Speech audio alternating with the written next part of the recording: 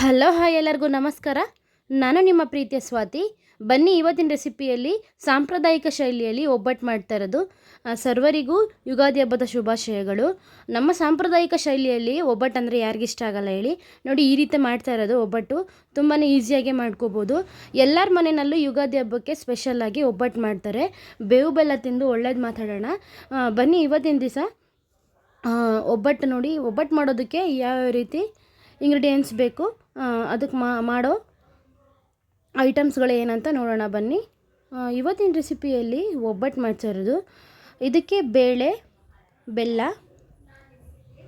ಏಲಕ್ಕಿಕಾಯಿ, ಕೊಬ್ಬರಿ ಅಥವಾ ಹಸಿಕಾಯಿ, ತೊಗರಿಬೇಳೆ ಈ ರೀತಿ ಹಾಕಿ ಒಬ್ಬಟ್ಟು ಮಾಡೋದು. ಎಲ್ಲರಿಗೂ ಯುಗಾದಿ ಹಬ್ಬ ಒಳ್ಳೇದು ಮಾಡಲಿ. ಇಲ್ಲಿ ಮೊದಲಿಗೆ ನಾನು ಒಂದು ಪಾತ್ರೆಯಲ್ಲಿ ನೀರನ್ನ ಕಾಯಿಸೋಕ್ಕಿಟ್ಟಿದ್ದೀನಿ. ನೀರು ತುಂಬ ಚೆನ್ನಾಗಿ ಕುದ್ದಾದಮೇಲೆ ತೊಗರಿಬೇಳೆನ ಹಾಕ್ತಾಯಿದ್ದೀನಿ. ತೊಗರಿಬೇಳೆನ 1 kg ಹಾಕಿದ್ದೀನಿ. 1 kgಗೆ ಒಂದು 40-50 ಒಬ್ಬಟ್ಟಾಗುತ್ತೆ. ನೋಡಿ ಈ ರೀತಿಯಲ್ಲಿ ಕನಕನ ತಯಾರಿಸ್ಕೊತಾ ಇದ್ದೀನಿ. ಮೈದಾ ಹಿಟ್ಟು ಮತ್ತು ಅರಿಶಿನ ಪುಡಿ ಸ್ವಲ್ಪ ಎಣ್ಣೆ ಹಾಕ್ಕೊಂಡು ಈ ರೀತಿಯಾಗಿ ಕನಕನ ರೆಡಿ ಮಾಡ್ಕೊತಾ ಇದ್ದೀವಿ. ಇದನ್ನು ಕೂಡ 1 kg ಮಿಕ್ಸ್ ಮಾಡ್ಕೊಂಡಿದ್ದೀನಿ. ಮೈದಾ ಹಿಟ್ಟನ್ನ ಸ್ವಲ್ಪ ಗಟ್ಟಿಯಾಗೆ ಕಲಿಸ್ಕೊಳ್ಳಿ. ನೀವು ತೆಳುವಾಗಿ ಕಲಿಸ್ಕೊಂಡ್ರೆ ಚೆನ್ನಾಗಿ ಬರೋದಿಲ್ಲ. ಮಿಕ್ಸ್ ಮಾಡಬೇಕಾದ್ರೆ ಈ ರೀತಿಯಾಗಿ ಚೆನ್ನಾಗಿ ಎಣ್ಣೆ ಹಾಕ್ಬಿಟ್ಟು ಇದನ್ನೊಂದು 10 ನಿಮಿಷ ನೆನೆಲಿಕ್ಕೆ ಬಿಡೋಣ. ಹಾಗೆ ಒಂದು ಮಿಕ್ಸಿ ಜಾರ್ನಲ್ಲಿ ಕೊಬ್ಬರಿ ಹಾಕ್ಕೊಂಡಿದ್ದೀನಿ. ಕೊಬ್ಬರಿ ಅಂದರೆ ಹಸಿಕಾಯಿ ಹಾಕ್ಕೊಂಡಿದ್ದೀನಿ. ಹಾಗೆ ಬೇಳೆ ಎಲ್ಲ ಚೆನ್ನಾಗಿ ಬೆಂದಿದೆ. ನೋಡಿ ಈ ರೀತಿಯಾಗಿ ಬೇಳೆ ಬೆಂದಿದೆ. ಬೇಳೆ ನೀರೆಲ್ಲ ಬಸ್ಕೊಂಡು ಅದು ಒಬ್ಬಟ್ಟು ಸಾಂಬಾರಿಗೆ ಎತ್ತಿಟ್ಕೊಂಡಿದ್ದೀವಿ. ಈ ರೀತಿಯಾಗಿ ಬೇಳೆ ಎಲ್ಲ ಬೆಂದಾದಮೇಲೆ ನೋಡಿ ಬೆಲ್ಲನ ಈ ರೀತಿ ಚೆನ್ನಾಗಿ ಜಜ್ಜಿ ಇಟ್ಕೊಂಡಿದ್ದೀವಿ. ಕುಟ್ಟಿ ಪುಡಿ ಮಾಡ್ಕೊಂಡಿದ್ದೀವಿ ಬೆಲ್ಲನ. ಈ ರೀತಿಯಾಗಿ ಬೆಲ್ಲನೂ ಕೂಡ ನೋಡ್ಕೊಂಡು ಹಾಕ್ಕೊಳ್ಳಿ. ಸ್ವೀಟು ಒಬ್ಬಟ್ಟಿಗೆ ಎಷ್ಟು ಬೇಕೋ ಅಷ್ಟು ಹಾಕ್ಕೊಂಡು ನೋಡಿ ಬೆಲ್ಲಕ್ಕೆ ಒಬ್ಬಟ್ಟನ್ನ ಸೇರಿಸ್ಕೊಂಡು ಒಬ್ಬಟ್ಟು ಅದಕ್ಕೆ ಎಷ್ಟು ಬೇಕೋ ಅಷ್ಟು ಬೆಲ್ಲ ಹಾಕ್ಕೊಂಡು ನೀಟಾಗಿ ಇದನ್ನು ಮಿಕ್ಸ್ ಮಾಡ್ಕೊಳ್ಳೋಣ. ಇದಕ್ಕೆ ಏಲಕ್ಕಿಕಾಯಿನೂ ಹಾಕಿದ್ರೆ ತುಂಬಾ ಟೇಸ್ಟಾಗಿರುತ್ತೆ.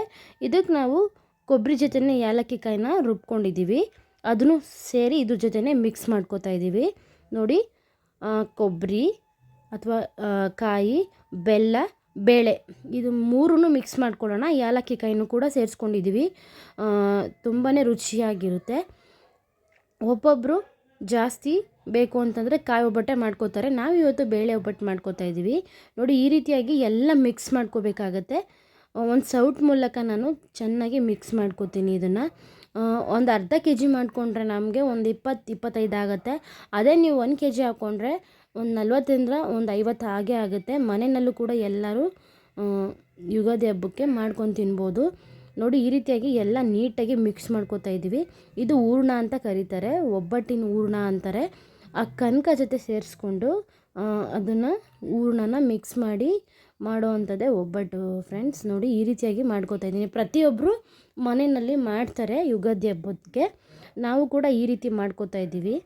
ಅದು ನಾವು ಯುಗಾದಿ ಹಬ್ಬಕ್ಕೆ ನೈಟೇ ಮಾಡ್ಕೊಂಡಿದ್ದೀವಿ. ಹಂಗಾಗಿ ನೈಟೇ ನಾವು ವಿಡಿಯೋ ತೆಗಿಯೋದ್ರಿಂದ ಈ ರೀತಿ ಬಂದಿದೆ. ನೋಡಿ ಈ ರೀತಿಯಾಗಿ ಚೆನ್ನಾಗಿ ಮಿಕ್ಸ್ ಮಾಡಿಕೊಂಡು ಇದನ್ನು ಒಂದು ಸೈಡಲ್ಲಿ ಎತ್ತಿಟ್ಕೋತೀನಿ ಫ್ರೆಂಡ್ಸ್. ಹಾಗೆಯೇ ಒಂದು ಪ್ಲೇಟಲ್ಲಿ ಮೈದಾ ಹಿಟ್ಟನ್ನ ಕಲಸಿಟ್ಟಿರೋದು ಮತ್ತು ಈ ರೀತಿ ಮಾಡಿ ತೋರಿಸ್ತಾ ಇದ್ದೀನಿ. ನೋಡಿ ನೀಟಾಗಿ ಕನಕನ ರೀತಿಯಾಗಿ ನಾವು ಮಾಡಿ ಇಟ್ಕೊಂಡು ಒಂದು 5-10 ನಿಮಿಷ ಎತ್ತಿಟ್ಕೊಂಡಿದ್ದೀವಲ್ಲ, ಅದು ನೀಟಾಗಿ ಈ ರೀತಿ ಸ್ಪ್ರೆಡ್ ಮಾಡಿಕೊಂಡು ಹೂರ್ಣನ ನಿಮಗೆ ಎಷ್ಟು ಗಾತ್ರ ಬೇಕೋ ಅಷ್ಟು ಗಾತ್ರ ಮಾಡಿಕೊಂಡು ನೋಡಿ ನಾನು ಈ ಥರ ರೌಂಡಾಗಿ ಮಾಡಿಕೊಂಡು ಹೂರ್ಣನ ಇದ್ರ ಮೇಲೆ ಇಟ್ಕೊಂಡು ನೀಟಾಗಿ ರೌಂಡ್ ಶೇಪಲ್ಲಿ ಮಾಡಿಕೊಂಡು ಒಸ್ಕೋತೀನಿ ಫ್ರೆಂಡ್ಸ್. ಇದನ್ನು ಇವಾಗ ನಾನು ನೀಟಾಗಿ ಈ ರೀತಿ ಮಾಡ್ಕೊಳ್ಳಿ.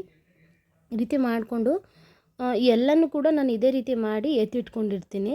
ಇದೇ ರೀತಿ ಮಾಡಿ ಎತ್ತಿಟ್ಕೊಂಡು ಬೇಗನೆ ನಾನು ಈ ರೀತಿ ಒಂದು ಕೆಳಗಡೆ ರೌಂಡ್ ಶೇಪಲ್ಲಿ ನಾವು ಚಪಾತಿ ಒಸಿತೀವಲ್ಲ ಅದ್ರ ಮೇಲೆ ಹಾಕ್ಕೊಂಡು ಒಂದು ಕವರ್ ಮೂಲಕ ನೋಡಿ ಈ ರೀತಿ ಮಾಡ್ಕೋತೀನಿ. ಪ್ರತಿಯೊಂದು ಕೂಡ ಈ ರೀತಿ ಮಾಡಿ ಎತ್ತಿಟ್ಕೋತೀನಿ. ಒಬ್ಬಟ್ಟಿಗೆ ಒಂದೊಂದು ದಪ್ಪ ಬರುತ್ತೆ, ಒಂದೊಂದು ಸಣ್ಣ ಬರುತ್ತೆ. ಹಾಗಾಗಿ ಕೆಳಗಡೆ ನಮ್ಮದು ಬಟರ್ ಪೇಪರ್ ಇರಲಿಲ್ಲ. ಹಾಗಾಗಿ ಈ ರೀತಿ ನಾನು ಹಾಕ್ಕೊಂಡು ನೀಟಾಗಿ ಚೆನ್ನಾಗಿ ಸ್ಪ್ರೆಡ್ ಮಾಡ್ಕೋತೀನಿ. ಹಾಗೆಯೇ ಸ್ಟವ್ ಹಚ್ಕೊಂಡಾದ್ಮೇಲೆ ಒಂದು ಹಂಚಿಟ್ಟಿದ್ದೀವಿ. ಹಂಚೆಲ್ಲ ಕಾದಾದ್ಮೇಲೆ ನೋಡಿ ಈ ರೀತಿಯಾಗಿ ಸ್ಟವ್ ಹಚ್ಕೊಂಡು ಹಂಚಿಟ್ಟಿದ್ದೀವಿ. ಹಂಚೆಲ್ಲ ಕಾದಾದ್ಮೇಲೆ ಒಬ್ಬಟ್ಟು ಹಾಕ್ಕೊಂಡು ನೋಡಿ ಲೋ ಫ್ಲೇಮಲ್ಲಿ ಈ ರೀತಿ ಒಬ್ಬಟ್ಟನ್ನ ಬೇಯಿಸ್ಕೊತಾ ಇದ್ದೀವಿ. ಲೋ ಫ್ಲೇಮಲ್ಲಿ ಒಬ್ಬಟ್ಟನ್ನ ಬೇಯಿಸ್ಕೊಂಡು ಒಬ್ಬಟ್ಟನ್ನ ಬೇಯಿಸ್ಬೇಕಾದ್ರೆ ಸ್ವಲ್ಪ ಲೋ ಫ್ಲೇಮ್ ಮಾಡ್ಕೊಳ್ಳಿ. ಯಾಕೆಂದರೆ ಸೀದೋಗ್ಬಿಡುತ್ತೆ. ಹಂಗಾಗಿ ನೋಡಿ ಈ ರೀತಿಯಾಗಿ ಮಾಡಿಕೊಂಡು ಎರಡು ಸೈಡು ನಾನು ಚೆನ್ನಾಗಿ ಬೇಯಿಸ್ಕೊತೀನಿ.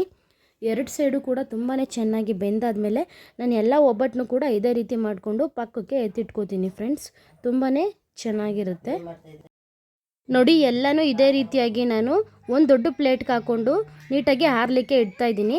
ಹತ್ತತ್ರನೇ ಇಟ್ಕೊಂಡ್ರೆ ಅಂಟ್ಕೊಂಡ್ಬಿಡುತ್ತೆ, ಹಾಗಾಗಿ ಈ ರೀತಿ ಹಾಕ್ಕೊಂಡು ಒಂದು ಪ್ಲೇಟ್ನಲ್ಲಿ ತೋರಿಸ್ತಾ ಇದ್ದೀನಿ. ಇದಕ್ಕೆ ತುಪ್ಪ ಜೊತೆಗೆ ತುಂಬಾ ಚೆನ್ನಾಗಿರುತ್ತೆ. ಯುಗಾದಿ ಹಬ್ಬಕ್ಕೆ ಎಲ್ಲರೂ ಇದೇ ರೀತಿ ಮಾಡ್ಕೊಳ್ಳಿ. ಯಾವ ರೀತಿ ಬಂತು ಅಂತ ಕಮೆಂಟ್ ಮೂಲಕ ತಿಳಿಸಿ. ಎಲ್ಲರಿಗೂ ಯುಗಾದಿ ಹಬ್ಬದ ಶುಭಾಶಯಗಳು ಮತ್ತೊಮ್ಮೆ. ಈ ವರ್ಷ ನಿಮಗೆ ಒಳ್ಳೆಯದಾಗಲಿ. ಹೀಗೆ ನಾನು ನಿಮಗೆ ನ್ಯೂ ರೆಸಿಪಿ ಜೊತೆ ಸಿಗ್ತೀನಿ. ಬಾಯ್ ಫ್ರೆಂಡ್ಸ್, ಧನ್ಯವಾದಗಳು. ಆದಷ್ಟು ನೀವು ನನ್ನ ಚಾನಲ್ನ ಸಬ್ಸ್ಕ್ರೈಬ್ ಮಾಡ್ಕೊಂಡು ನೋಡಿ, ಫ್ಯಾಮಿಲಿ ಫ್ರೆಂಡ್ಸ್ಗೆಲ್ಲ ಶೇರ್ ಮಾಡಿ. ಯಾವ ರೀತಿ ಬಂತು ಅಂತ ಒಬ್ಬಟ್ಟು ತಿಂದ್ಬಿಟ್ಟು ಕಮೆಂಟ್ ಮೂಲಕ ತಿಳಿಸಿ ನಿಮ್ಮ ಅನಿಸಿಕೆ ಅಭಿಪ್ರಾಯಗಳನ್ನು. ನಾನು ನಿಮಗೆ ನ್ಯೂ ರೆಸಿಪಿ ಜೊತೆ ಸಿಗ್ತೀನಿ. ಬಾಯ್ ಫ್ರೆಂಡ್ಸ್, ಧನ್ಯವಾದಗಳು.